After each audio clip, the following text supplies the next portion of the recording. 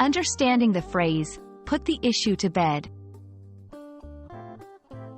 Hello, everyone. Welcome back to our channel.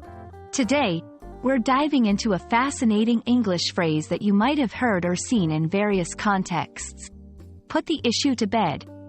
This idiom is a great example of English's colorful language, and understanding it can help you sound more like a native speaker. Let's get into what this phrase means and how you can use it effectively in your own conversations.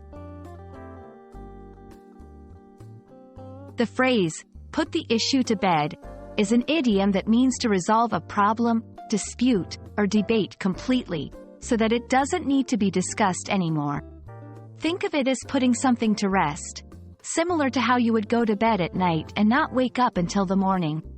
It signifies the end of something, particularly a period of activity or uncertainty. While the exact origin of this phrase is a bit murky, it's believed to be related to the publishing industry.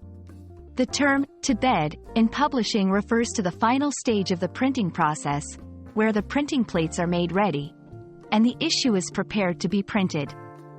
Thus, putting the issue to bed meant completing all the work on a newspaper or magazine issue so it could go to press.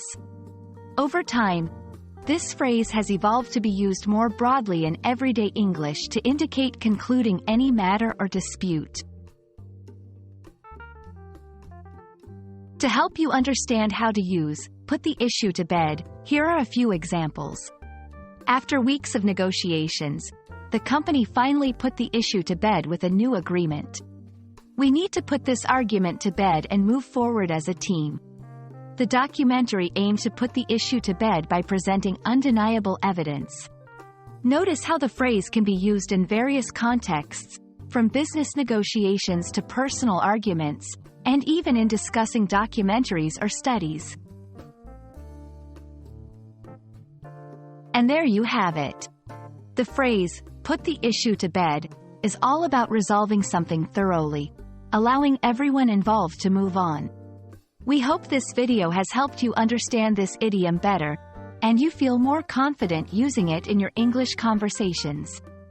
Thank you for watching, and don't forget to like, share, and subscribe for more English learning content. See you in our next video.